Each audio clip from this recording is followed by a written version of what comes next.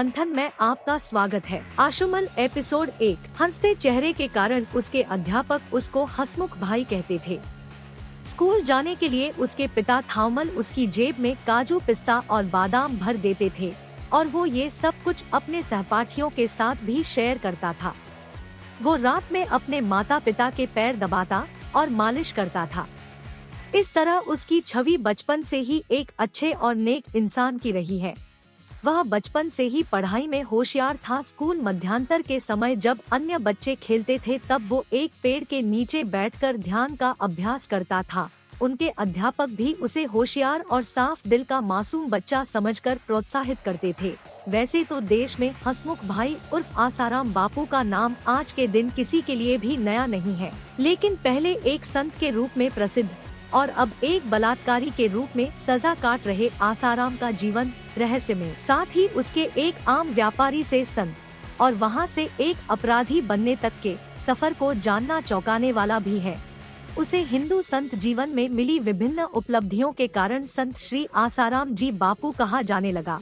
वह अपने शिष्यों को एक सच्चिदानंद ईश्वर के अस्तित्व का उपदेश देते हैं। उन्हें उनके भक्त प्राय बापू के नाम से संबोधित करते हैं।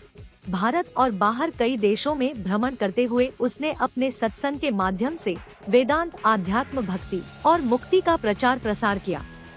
उनका आश्रम पिछले 42 वर्षों से कई समाज सेवा और चैरिटी का काम कर रहा है। आश्रमों की संख्या दुनिया भर में लगभग 350 से अधिक है, जिसका मुख्यालय गुजरात में है। योग सेवा समिति इन आश्रमों को संभालती है। इसे लगभग 1200 से भी ज्यादा क्षेत्रीय समिति के साथ संचालित किया जाता रहा है, जिसमें शिष्यों की संख्या करोड़ों में है।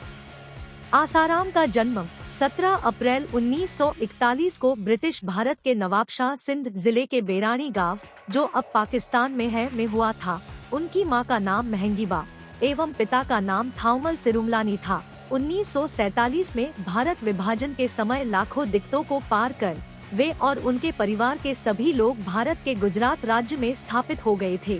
धन वैभव सब कुछ पीछे छूट जाने के कारण परिवार आर्थिक संकट के चक्रव्यूह में फंस गया था, जिसका प्रभाव उनकी शिक्षा और जीवन पर पड़ा। गुजरात में अपने आप को स्थापित करने के बाद आजीविका के लिए थावमल ने शक्कर विक्रय व्यवसाय आरंभ किया और कुछ समय के लिए सब कुछ सही चलने के बाद समय ने वापस चाल बदली और दिखाया अपना विकराल रूप। आज के एपिसोड में समय की कमी के कारण बस इतना ही। तो मिलते हैं जल्द ही आसाराम के जीवन की पुरानी पर अनसुनी झांकी के साथ। तब तक जय हिंद, नमस्कार। स्टे ट्यून टू ग्लोबल मंथन।